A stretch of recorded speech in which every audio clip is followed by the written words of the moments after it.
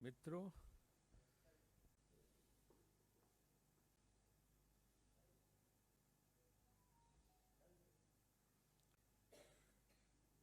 कहीं न कहीं मुझे ऐसा लग रहा है कि हिमाचल प्रदेश में जिस तरह से तबाही हुई है और विध्वंसकारी बारिश ने वहां अनप्रेसिडेंटेड माहौल जो बनाया है, उसको राष्ट्रीय जो है अटेंशन नहीं मिल रहा, ध्यान नहीं मिल रहा। इसकी वजह से आज हम आईसीसी में प्रेस कॉन्फ्रेंस कर रहे हैं। हिमाचल के इतिहास में इतनी भयानक तबाही इसके पहले कभी हुई नहीं है। अब तक 330 लोग मर चुके हैं और 35 लोग लापता हैं। 12,000 घर तबाह हो चुके, गिर चुके हैं। तकरीबन 13,000 करोड़ का नुकसान हो चुका है। बड़े बड़े हवाई ये जो हाईवे थे बने थे, वो बिल्कुल पानी को उससे ऐसे बह गए हैं कि उनका पता ही नहीं चल रहा कि हैं कहाँ। हर तरफ जितने भी क्षेत्र हैं, चाहे अपर हिमाचल हो चाहे लोअर हिमाचल हो, हर तरफ जो है बारिश ने ऐसी तबाही मचाई है कि आप उसका अंदाजा नहीं लगा सकते हैं। 75,000 टूरिस्ट फंसे थे और 17,000 गाड़ियां उनकी, जिनको हिमाचल सरकार ने 48 घंटे के भीतर सुरक्षित निकाल लिया। लाहौल स्पीति के चंद्रताल में 4,500 मीटर की ऊंचाई पर 300 पर्यटक फंसे थे, उनको सुरक्षित हिमाचल सरकार ने निकाल लिया।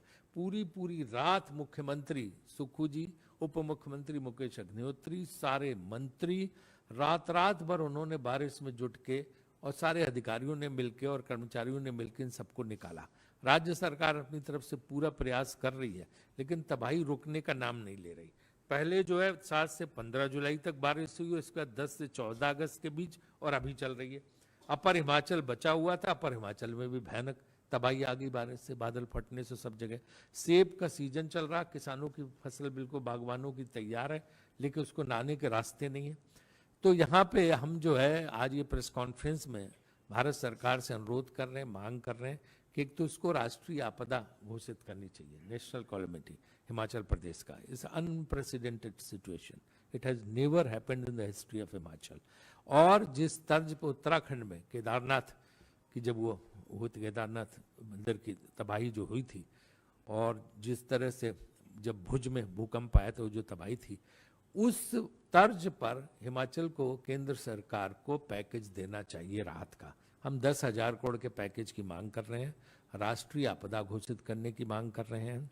और भारत सरकार से हमें, क्योंकि अभी तक 200 करोड़ रुपए मिले हैं, 200 करोड़ से कुछ नहीं होने वाला, ऊंट के मुंह में जीरा वाली स्थिति है।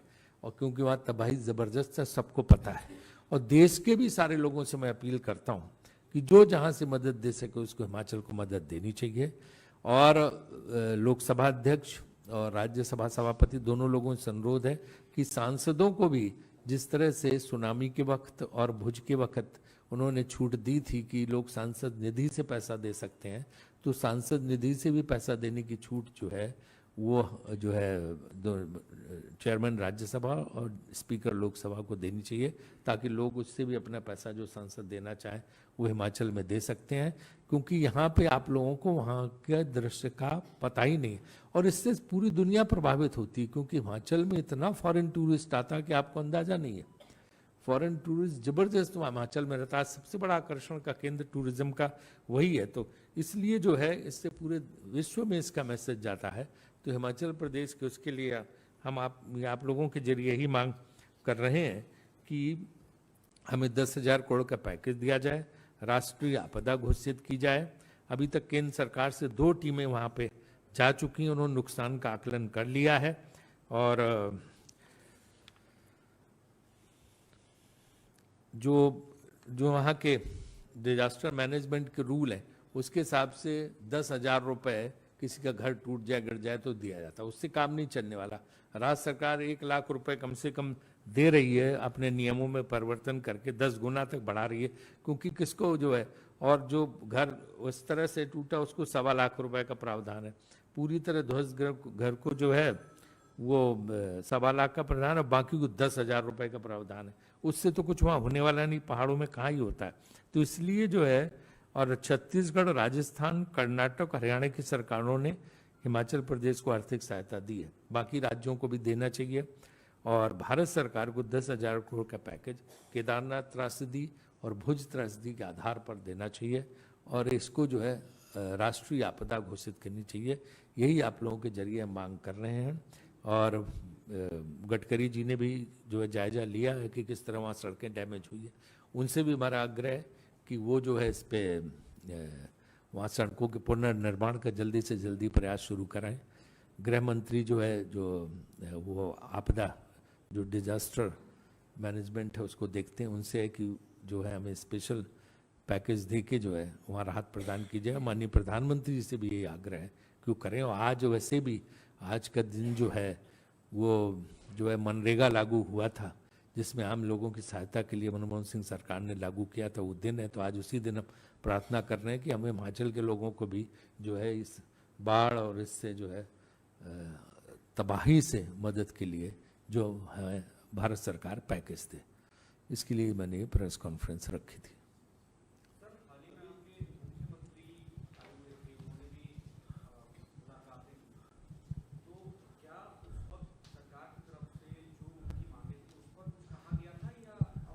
नहीं, मुख्यमंत्री जी आए थे और उन्होंने सबसे मुलाकात की थी, माननीय प्रधानमंत्री जी से, माननीय गृह मंत्री जी से, वित्त मंत्री जी से, गडकरी जी से, सबसे मिलकर उन्होंने अनुरोध किया था कि हिमाचल की स्थिति बहुत खराब, उनको पता भी कि हिमाचल, तो उन्होंने पूरा आश्वासन दिया कि हम करेंगे।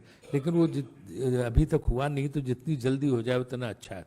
और जो है वहाँ पे पार्टी के स्तर पे राजनीतिकरण नहीं करना चाहिए, वहाँ पार्टी के स्तर पे भाजपा राजनीतिकरण इसका करने की कोशिश कर रही है। उसके बजाय सहायता दिलाएं। जैसे जो है यहाँ जब केंद्र में मनमोहन सिंह सरकार थी तो कई जगह त्रासदी आई, दूसरी सरकारें थी लेकिन तुरंत मदद दी, क्योंकि ये चीज़ें तो इसमें कोई पार्टी और सरकार थोड़ा होता है, इसमें तो जो है आम आदमी परेशान होता है। ये तो मानवीय हित की बात है। तो इसलिए अनुरोध है कि ये जो है तत्काल जो है सहायता देने की, पैकेज देने की जो है कृपा करें।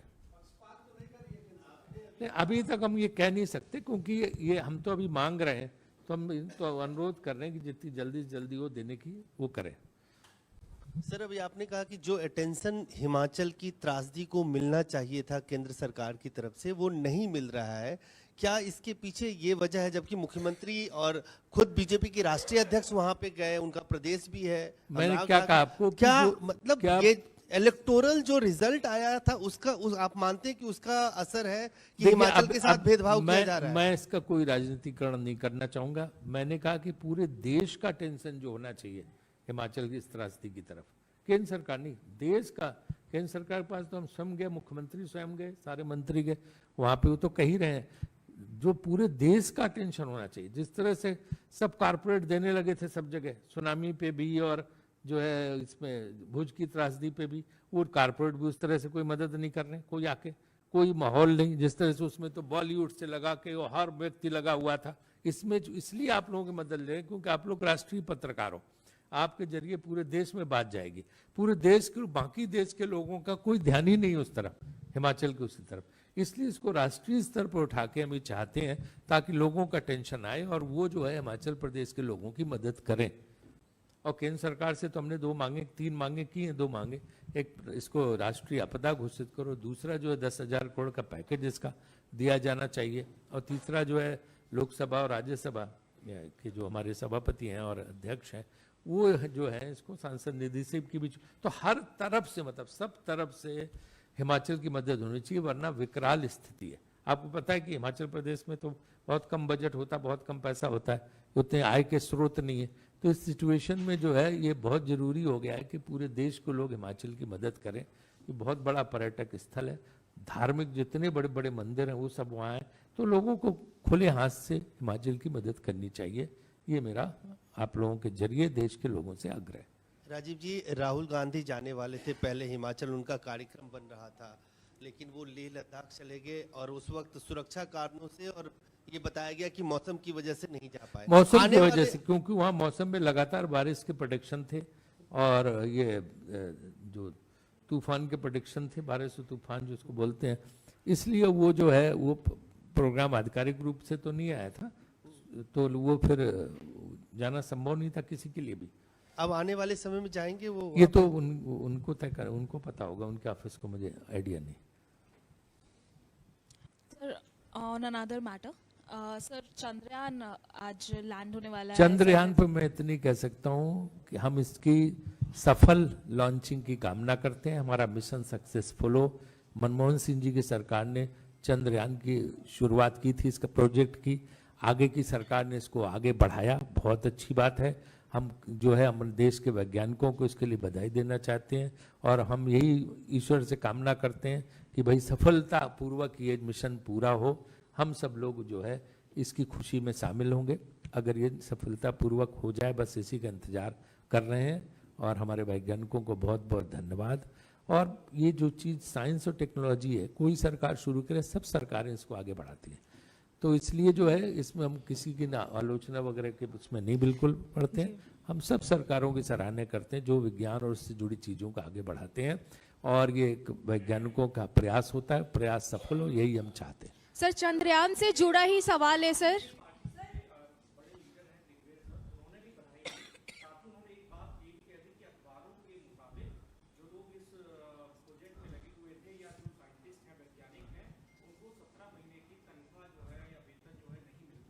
मैंने उनका कोई बयान पढ़ा नहीं, इसलिए हम कोई टिप्पणी नहीं करेंगे। सर चंद्रयान से ही जुड़ा मेरा सवाल है। उस पर हमें ज़्यादा जानकारी नहीं है, वो जो लोग इस चीज़ को फॉलो कर रहे हैं वही लोग बता सकते हैं। सर मेरा चंद्रयान से ही जुड़ा सवाल है। बीजेपी कह रही है कि 9 साल में जितना अचीवमेंट भारतीय जनता पार्टी और मोदी सरकार ने किया है उतना नेहरू जी और मनमोहन सिंह के टेन्योर में नहीं हुआ है। ये वेणुगोपाल जी का ट्वीट है इस पे। Strongly condemn the ED raids on the staff members of Chhattisgarh CM, completely out of the race in the upcoming elections. The BJP is trying its dirtiest tricks to intimidate and rattle the Congress. However, we have the support of 3 crore Chhattisgarhi people, and such cheap tactics will not affect us, but they only show the BJP's desperation. Venugopal ji का tweet है। Sir BJP कह रही है, चंद्रयान से जुड़ा सवाल है कि 9 साल में जितना बीजेपी और मोदी सरकार ने अचीवमेंट किया है उतना जवाहरलाल नेहरू जी और मनमोहन सिंह के टेन्योर में नहीं हुआ है। क्या कहेंगे इस पे आप?